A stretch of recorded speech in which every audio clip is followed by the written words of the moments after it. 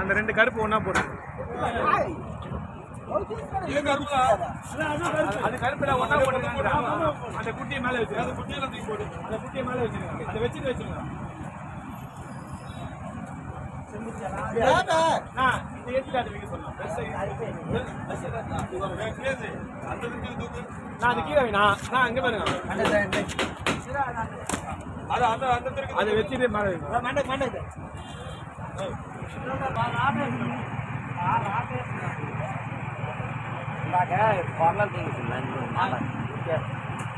ఎన్ని సంవత్సరాలు వచ్చినాడు సీనియర్